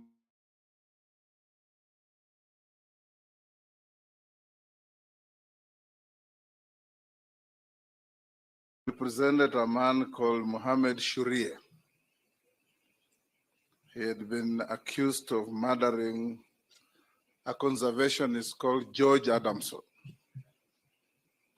I was instructed by some member of parliament from Fafi called Ibrahim Salat. When I got him acquitted, a week later, while in my office, some tall, lean young man walked in to come and say thank you for representing my uncle. And that lean, tall young man was Aden Duale. And we knew each other from then and became good friends. Yesterday, Aden Duale walked to my office with a copy of the book, signed it for me, left it with me, and in the evening I did a quick John F. Kennedy type of reading of the book. And I can stand here and tell you, Aden Duale, that you've told a good story. And Chinua Achebe said, don't wait for anybody to tell your story. You must tell your story.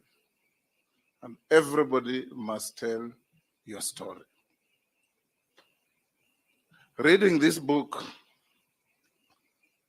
Aden Duale has just led Kenyans into the most poorly guarded secret of Kenya's politics: backstabbing, betrayal, arrogance, greed, name it. It's all in this book.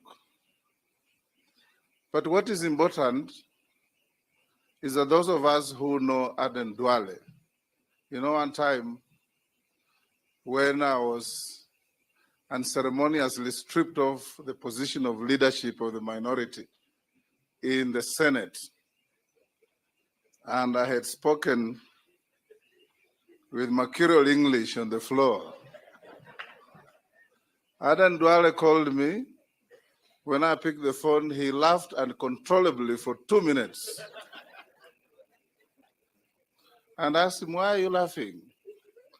He said, I knew it was coming. Because you're working with people whose political trademark and tool of trade is backstabbing and betrayal. So you've just joined the rank and file of those who have been betrayed. That is one of the chapters in my book that is forthcoming.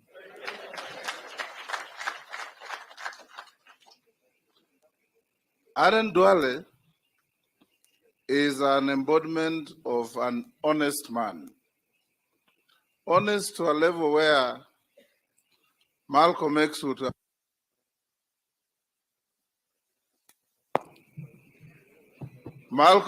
have called him a house nigger, because his level of loyalty to our current president is equitable to the house nigger who, when the boss is sick, says we are sick. That is Aden Duale for you. Because when he believed in a cause, he took it and ran with it. Your Excellency, perhaps you don't know, since we formed government, Aden Duale comes to my office once every week to sit and talk to me, and we compare notes, how things going. We must make this country move forward. Thank you, Aden Duale, for being there for many of us. And in writing your book and placing it before Kenyans, you've done a wonderful thing. After 3-4 years, write a second edition of your book, because there are some things that you'll remember you didn't give them enough detail, and so on and so forth. I don't want to say too many things, Your Excellency, but I want to say this, that Aden Duale, you've shown Kenyans that a good leader can step on the shoulders of others to rise, but must also be ready to have his shoulders stood on by others to rise. And you've demonstrated that very well in your conduct, in your speeches, in your everything. I shared the views of Murkomen and Kindiki that you are a constant obstruction to the growth of devolution in this country when you are the majority leader in the National Assembly. And I repeatedly told Kijana Muturi that, why are you so close to this obstructive character? But it is good to believe and do what your heart tells you. And I suspect, even as you are a pious Muslim, you must have read a bit of the scriptures. Because in the Bible, a man called Judas Iscariot, after betraying Jesus, was so troubled by his conscience that he tried even to take back the money he had been bribed to betray Jesus. They refused to take back the money. He went and hanged himself. So you must have learned a lesson from there, that when you betray people, you'll have such internal turmoil and a troubled conscience that whatever you do, wherever you go, you'll always be looking over your shoulder to see if there are some imaginary enemies following you. But I'm sure you sleep silently, quietly, without any such troubled conscience. Keep it up. Lastly, your uncle that I defended did not finish paying my fees.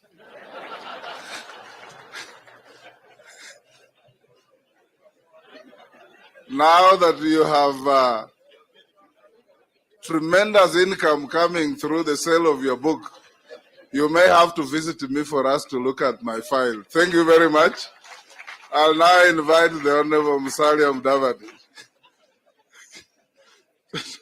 our Prime Cabinet Secretary. Hongera sana ndugu yangu Duale. Keep it up.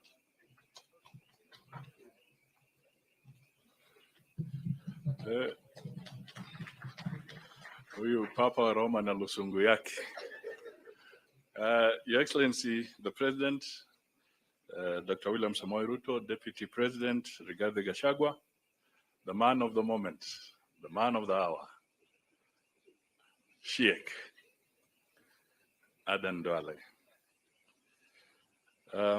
Very little Kiswahili has been spoken here, so I'll try and say something in Kiswahili. Pongezi Sheikh Aden Duale kwa kuweka rekodi ya ziara yako katika msitu wa siasa hadi wa leo. Katika huo msitu umeweka rekodi vile uliepa simba, ndovu, kifaru na kadhalika na fisi. Kwa hiyo tunasema pongezi kabisa kwa sababu umetupatia rekodi hiyo, na ni vizuri wenzetu pia watupatie rekodi yao tukienda mbele. But now let me just point out one or two things. I had a chance to also scan through the book, and there's a thread of courage. It takes a lot of courage to say the things you have said, but also to have gone through those things and you come out in one piece. You have been very frank. You have also shown that you have endured and you have the capacity to endure and to go through challenges without falling apart.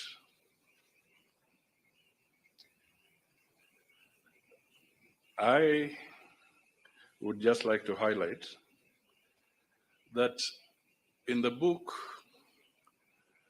you juxtapose political deceit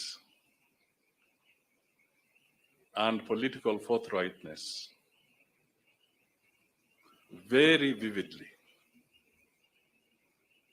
where one can see the bad side of politics and even the good side of politics. Your Excellency, there is a book by Jeffrey Archer. They call it, I think it's Jeffrey Archer, Honor Amongst Thieves. Some of you have read it.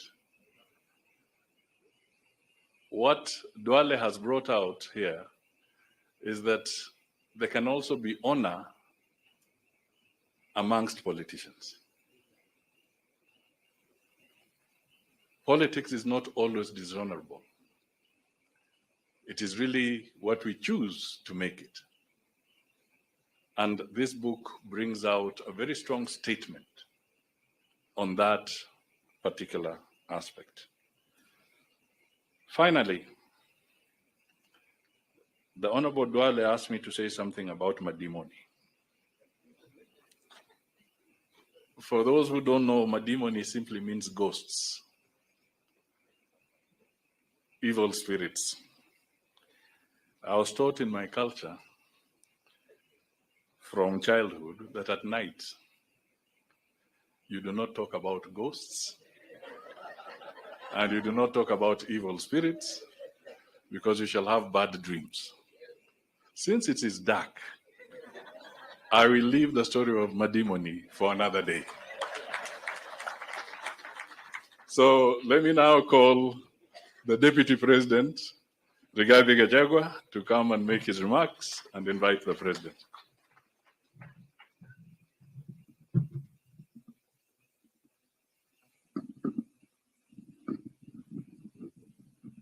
Kiongozi wetu, Your Excellency President William Ruto, the Prime Cabinet Secretary, the man of the moment, the Honorable Aden Duale, and all the good people gathered here this evening. Good evening. Your Excellency, today we have left it to Duale to be the truthful person. And we want to say that Honorable Duale, you have done us proud, because putting to account for the record is good for this country. The people of this country for a long time have been very uncomfortable with the truth. Very uncomfortable. And this is a new beginning. Most of them have a few problems with us because of being truthful. As we have just spoken, we have put nothing on record. At least Honorable Duale has started putting it on record. It's the right thing to do. And Your Excellency, I will not be writing anything shortly because I don't think Kenya is ready yet for me to put on record what I need to do. I think let me allow Professor Kindiki, the Attorney General, Papa Aroma, a few people to get, it's a gradual thing, to get Kenyans to get used to the truth. In another 2, 3, 4 years, when I assess Your Excellency with your guidance, that these Kenyans need to hear the story on the difficult journey of the ascendancy of President William Ruto to the presidency and the futile attempts to stop him. We'll record that when the time comes. And it will be interesting. And Kenyans need to know the truth. Your Excellency, what the Honorable Duale has done is a very big step in our attempts to bring to an end the politics of deceit, conmanship, and betrayal. Because conmen and betrayers fear being called out. So I think it's a good practice we start calling them out and giving an account of the intrigues around power. Your Excellency, I must admit today, because I'm a truthful man, that when Honorable Duale was sacked, I celebrated. I may look a mischievous person for celebrating the sacking of Duale, but I had a good reason. Your Excellency, Honorable Duale was in our team, but he was not available because he was in Parliament. He was in the National Assembly pushing the agenda of Jubilee and President Uhuru Kenyatta. So when he was sacked, I was very happy because he was now available for us in matters strategy and in matters messaging. And we took advantage. Kenyans hate betrayal. Kenyans hate people being treated unfairly. Kenyans knew the kind of work Aden Duale had done for the President, Kenyatta, and Jubilee, and were very unhappy the way he had been treated. So when we were going out with the President William Ruto, we would send vehicles to announce that in our entourage will be one Aden Duale. And Kenyans would turn up to listen to Aden Duale because they felt he had been treated unfairly. The same thing happened with Kithure Kindiki. When he was Deputy Speaker, he was not available to strategize for us. So when he was shown the door, the man was available 24/7. The same with Murkomen. So in a way, one of these days, when President Uhuru Kenyatta gets time and compassion to give me an audience, I'll thank him for chasing away these people. Because by doing so, he created a solid team that had a great resolve to succeed. Because the truth be said, if William Ruto had lost, it would have been very difficult for this team. If William Ruto had lost, in my scheme of things, and I know and I'm right, I would be serving the 5th month in the committee now. All these people would not be here. So what happened because of the persecution? A very serious team evolved with a great resolve to succeed. And that is what contributed in a great way to propel President William Ruto to the presidency. Your Excellency, loyalty is what you have shown us. And what the Professor Kidiki has said is true. Honorable Aden Duale and most of us have little regard for money. Money is just legal tender. When you don't have money, it's because somebody else has. It leaves your hands, it goes to somebody else. Your Excellency had this team that worked around you, gave in to monetary offers. These people would be billionaires. Money was offered left, right, and center for the betrayal of William Ruto. But men and women of substance, great men, said no, money is not everything. People must stand for something. And Your Excellency, we must also thank you because you have also been very loyal to your friends. And it's clear that a man who was persecuted because of standing with you today is the Minister for Defense in your government. A man whom I don't know whether he'll put in his book, who was almost assassinated on the 14th of August, Professor Kithure Kindiki, is today your Minister for Interior. Kipchumba Murkomen, who was thrown out of the Senate, is today your Minister for Transport and Roads. And you, as Trude, who was locked up every Friday, is your Deputy President. Your Excellency, it's about you. This loyalty is you.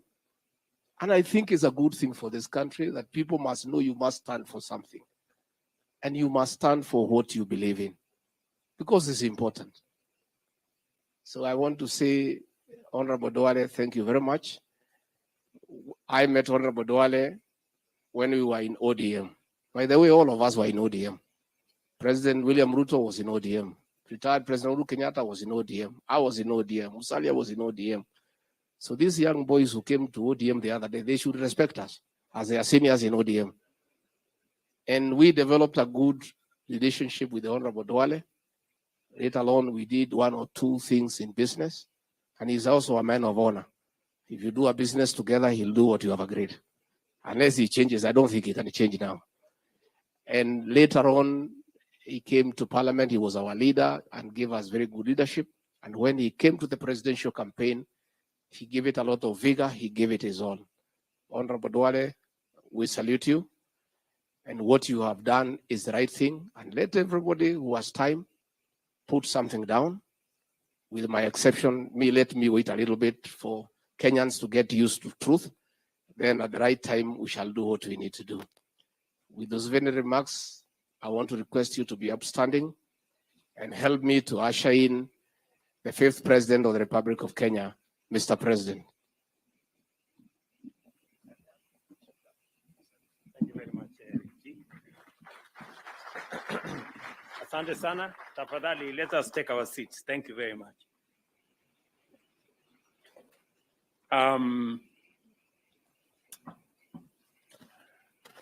My friend Aden Duale, Aden Duale, distinguished leaders present here this evening, members of the diplomatic corps, Mama and family. I am very happy this evening. And I'm very happy this evening because you all agree that this evening, Aden Duale is in his element. He is a happy man. Because my friend Aden Duale is happy, I am very happy. He has said many things. I just want to underscore that it is true. I have been to Aden Duale's house countless times. And it is true what he said, that all the time, whenever we are in his place, we are served tea and food. He already did not say that it's normally not done by him. It is done by this great lady, gracious lady. Thank you very much, Mama, for standing by my friend Aden Duale. I know you have been a pillar. You've always been there for us during the highs and the lows. And I am very happy that today you're here again to celebrate this moment with my friend. I know a very strong case has been made for us to do what we should do. But listening to, reading the book by Duale, and I haven't quite gone into detail about that book and what Kindiki is about to do and what Papa Aroma is about to do. I do not know what will be left of me to write. Because these people have cannibalized what my story, and it's now being in bits and pieces. But I will assess what is left of my story at an opportune moment, and then I will write the balance. Maybe it will not be on the record. Maybe this time it will be off the record, or something. But let me say the following. Aden Duale is a solid, trusted, and dependable friend and Kenyan. I have walked and worked with him for 16 years. In that 16 years, we've gone through every kind of political experience and situation imaginable. In ODM, in UDM, in Jubilee. Together we founded a political home in URP, in UDA, and finally in Kenya Kwanza. Bare is a trusted and trustworthy person and has no time and place for political betrayal, backstabbing, and the use and dump philosophy perfected by many. I don't want to say who. When I found out Duale was writing a book, I was not surprised. In the years I have known Aden Duale, candor has been his most consistent quality. But candor is not enough if one does not have a story to tell and a message to deliver. The value of this book is that it tells a complete story. Often most people have a version of events and therefore fail to grasp the full import of certain actions and words, especially those of men and women in public life and political office. Honorable Duale has provided unprecedented access to 2 decades worth of political action, conversation, and events. From the 2005 referendum to the enactment of the 2010 Constitution, from the debacle that was the ICC cases to the 2013 elections, the creation and the rise of Jubilee, then the fall of and destruction of Jubilee, and the eventual victory of the Hustler Nation.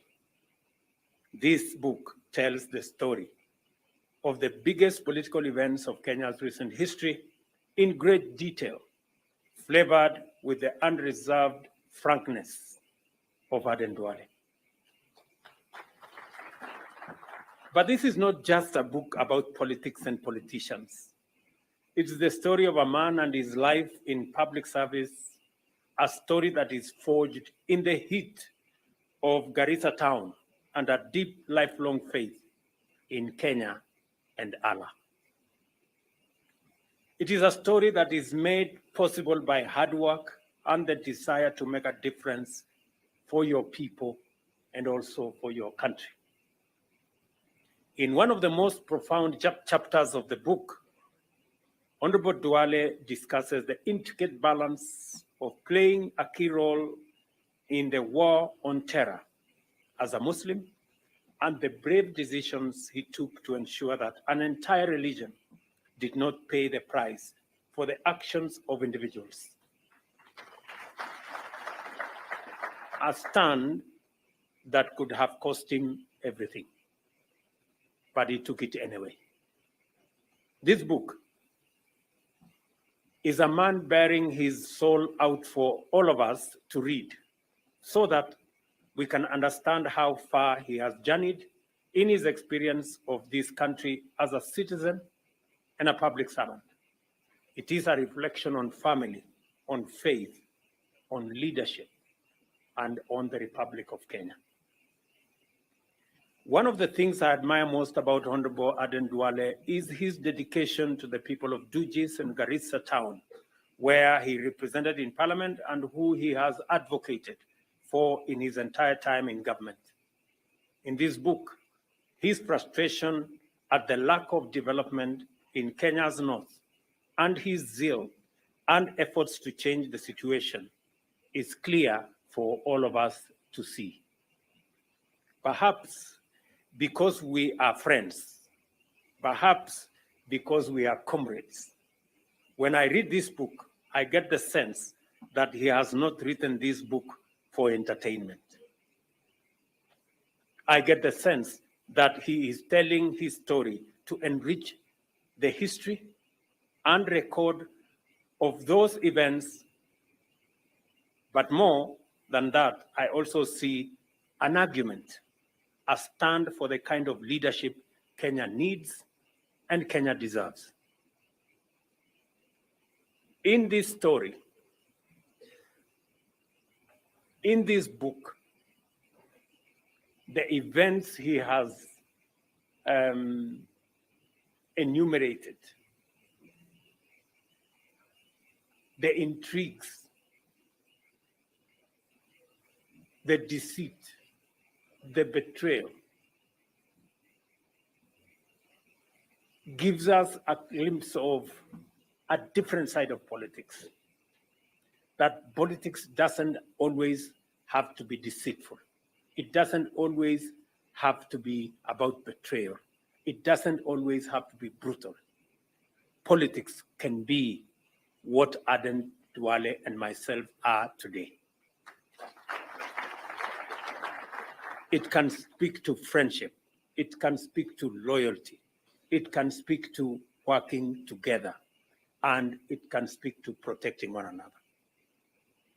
I can say without a doubt that being friends with Aden Duale is not easy. He's a very difficult man. Because whatever he believes in, he believes in. And sometimes I ran into a lot of trouble with many of my friends because of Aden Duale. But when it mattered, when it counted, you could count on Aden Duale.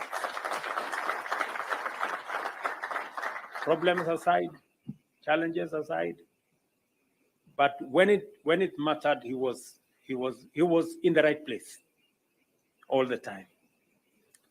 And that has also inspired me to be loyal to my friends. Because the people who stand with you when nobody wants to stand with you, you should stand with them when nobody wants to stand with them. I know many people in this journey told me, this Aden Duale is giving us problems. He has chased everybody, the people, I don't know what he has done, this.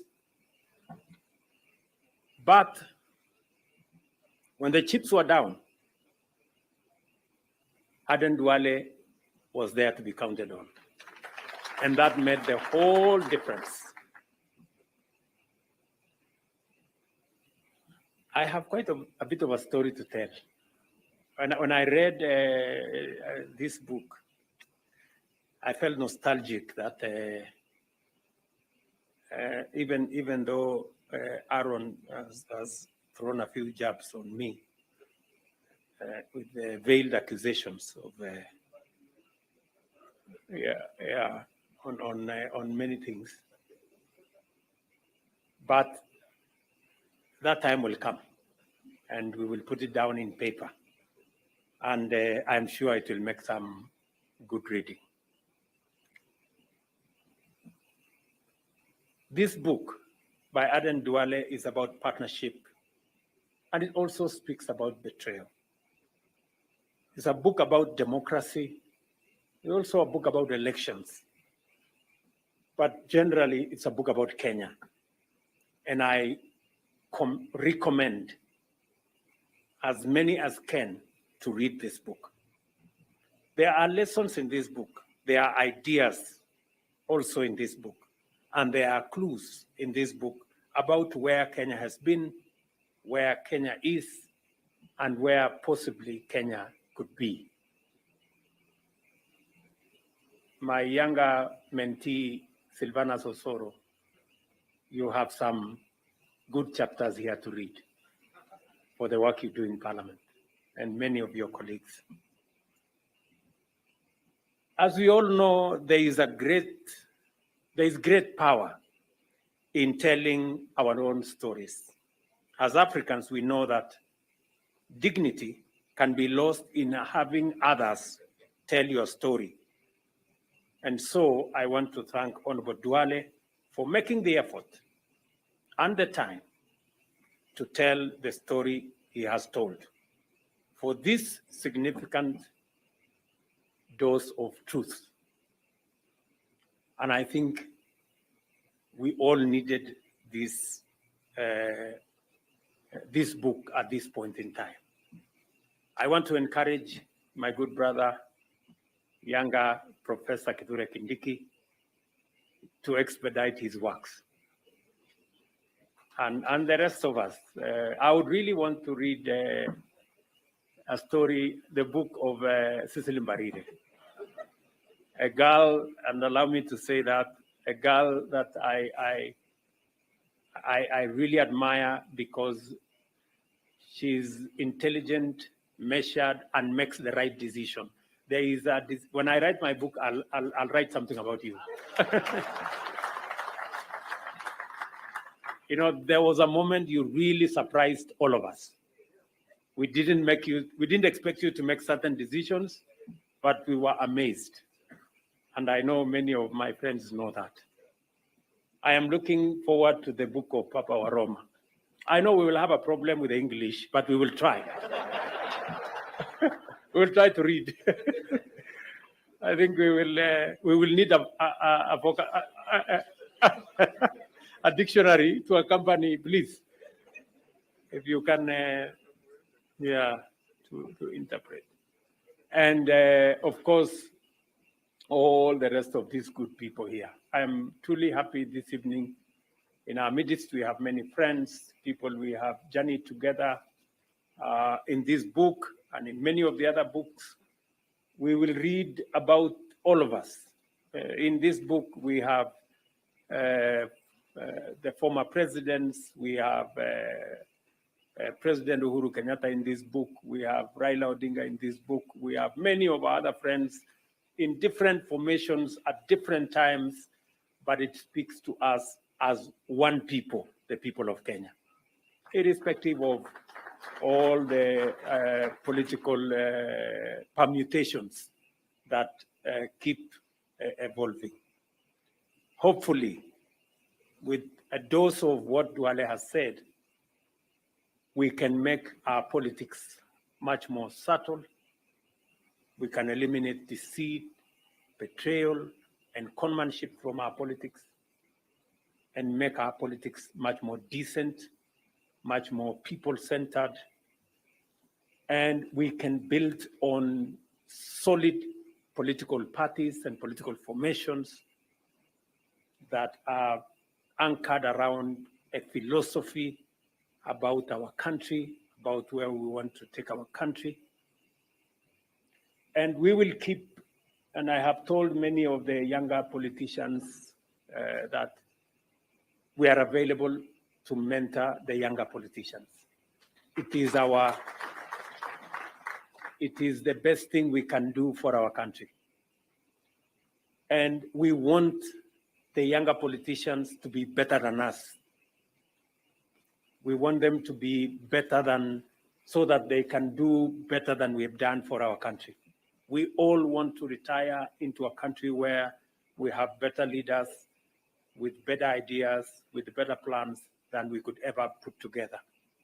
That is our the heritage we can put in place. And part of it is what Duale has done, to write a book so that apart from the mentorship we are giving these younger ones, they can also read, they can internalize, and they can learn, and we can have a better country.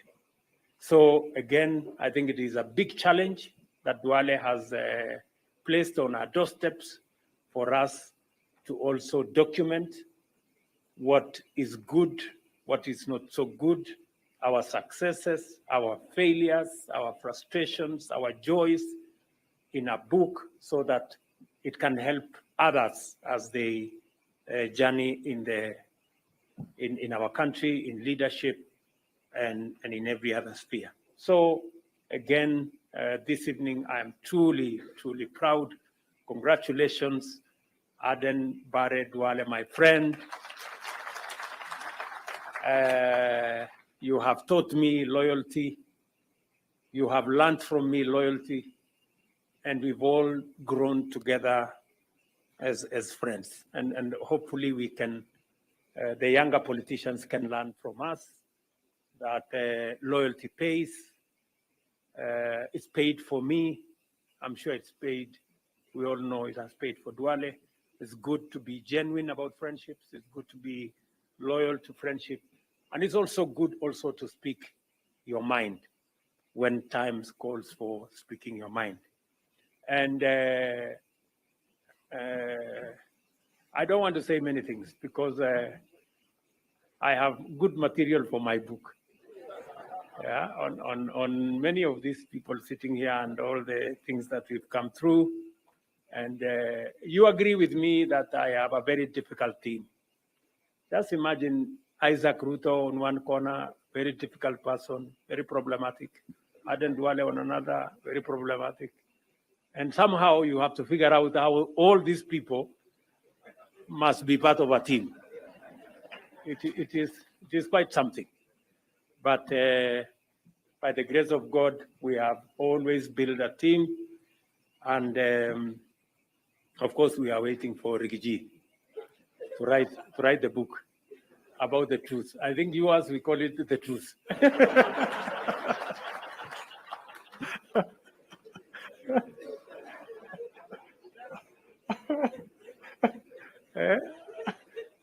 Maybe the whole truth or something. All right. Yeah. So again, congratulations, Duale. Congratulations, Mama and the family, and to all the future writers who are here and those who are not here. Asanteni sana. I don't know whether I said everything I wanted to say. I think I'm also a bit excited. I think I've said everything I wanted to say. So congratulations, Asante.